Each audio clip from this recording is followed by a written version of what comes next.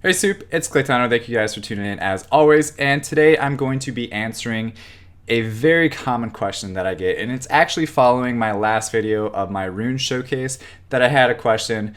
Do I go crit rate or crit damage on my slot for rune? For those of you that are brand new to the game, you can only get crit rate or crit damage percent on your slot for rune. And that's this right here, crit rate or, for example, crit damage on your slot 4. So this is slot 4, and that's the only place that you can get that type. So with that being said, when is it a good idea to use crit rate? When is it a good idea to use crit damage? In my opinion, I absolutely want to have a consistent team for my arena. For my arena, I want to have as near as 100% crit rate as possible because I want consistent clears for my arena offense. Okay, so for example, on my Zeros, I have 99% crit rate. That to me, it's good enough. It's almost 100% crit rate. It's very, very high and very consistent. I don't miss crit very often. Now, why did I go crit rate instead of crit damage? Because I wanted it to be fast. I didn't want it to be slow, so I had speed substats, and I wanted to go attack slot 2 and not put a speed slot 2 instead. And what that did was it kind of put crit damage on the back burner. But to be honest, still having 92% crit damage with the amount of attack that I have and the amount of speed that I have, it's going to be doing a lot more damage than you could probably imagine. And I'm going to be showing you guys the damage here a little bit later on in the video once we're all done talking about which ones to go with. But as far as crit damage, that's more of like a secondary stat to me that I feel crit rate is the most important thing to have. Because there's somebody in the comments as well from my previous video that said it very well. If you have 200% crit damage and you only have 50% crit rate, it's almost useless, to be honest. It really is, because if you're having a super boost for 50k and you deal a nuke damage for 50k, and then the next attack you hit 3k, because that's how big the spread can actually be, it's not consistent. You're not going to see consistent results as well. You might win one, lose one the next one, and it's not going to be fun.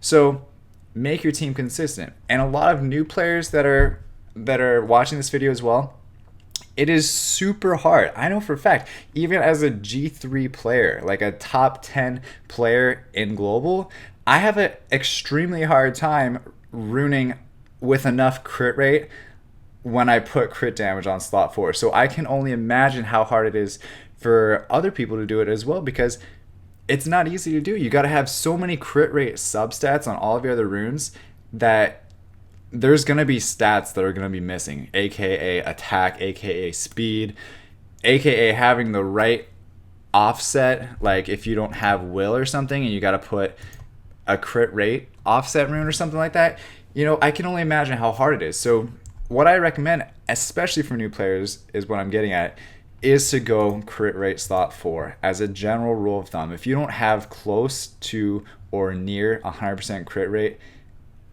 do crit rate slot 4 because it's super important. Now there are a few exceptions, and I'll go over those now. The main exception is that if it's going to be a dungeon specific monster only, that you're not going to be using this monster for anything else, it may not be as important to have 100% crit rate because it doesn't need to be super consistent. It's going to be, just running through dungeons. You may lose more, but if you lose a dungeon run, it's a lot less impactful if you lose an arena offense with like 10 minutes to go in rush hour, right? So that's things to think about while you're runing. Like prioritize which monsters you want to have the max crit rate on, and use your other runes that don't, your other sets that don't have as much crit rate. Put those on your dungeon teams. You may have a little bit slower, a little bit less consistent dungeon team, but it's not going to be too much different.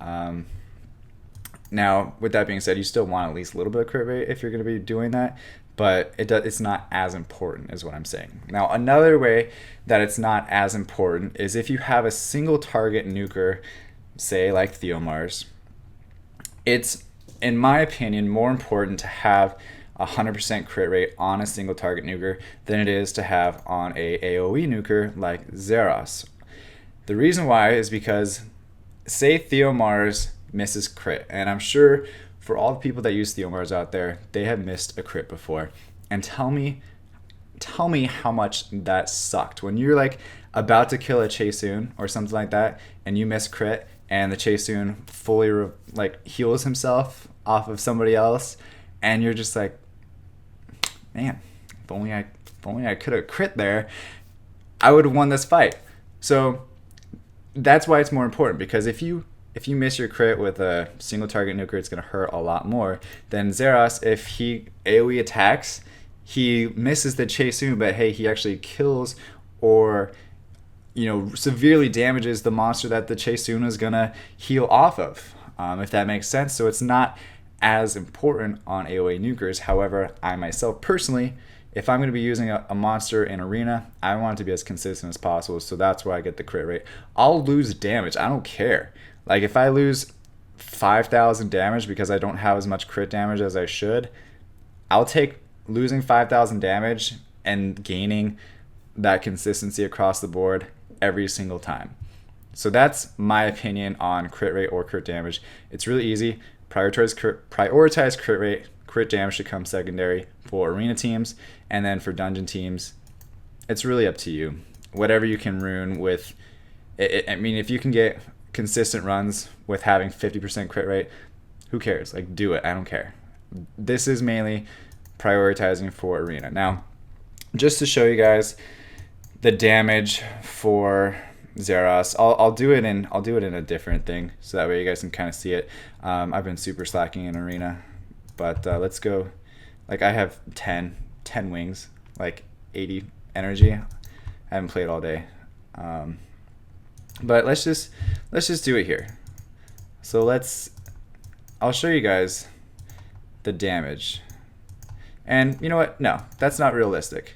That's not realistic. So we're gonna go right in here. We're gonna go right into arena and find someone to kill. Sure. Is that good for everybody? All right. So we got a wide range of monsters. We got water, wind, fire, and another wind. Let's just see. This is, I don't know what rank this person is, but I guarantee you my Zeros only having 90% crit damage is still going to do a lot more damage than a lot of other people's Zeros. The reason why is because he has so much attack power. Okay. So, let's see.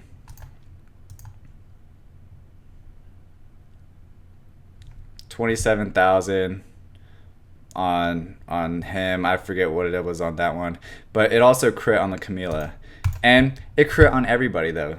You know, so it's super consistent. It's gonna do that every single time. It's just gonna wipe out all of the nukes. They're all gonna be dead, and then it's gonna leave a couple stragglers. I'm not surprised that I didn't kill the Chloe. I don't really kill nukes that often. If they have more than 30,000 HP, I gotta leave it up to Tosi. But Tosi is the same way. And the reason why Tosi is so strong is because it's a light monster and it's not going to glance on anything unless he is debuffed with glancing, or if there's a molly, or if they have glancing buff on them. So that's the only way, really. With 95% crit rate on him, he does miss every now and then, but it's really not enough to be worried about. So, and you guys can see Tosi's damage here with crit rate slot 4. Another 30k, and I'm good. Like, he's not gonna win this fight at this point unless his Camilla wants to proc a million times. But yeah, I mean, at this point it's pretty much over. That Chloe though, that was pretty tanky. It was a lot tankier than what I thought it was gonna be, because typically Tosi does like 20,000 times 2, but that was pretty good. But if you pair it with another nuke, you don't really have to worry about having it do too much damage. That's the thing. And to sacrifice some damage for Violent, to sacrifice some damage for Will, it's really worth it in my opinion. But other than that, guys, hopefully this video helped you guys.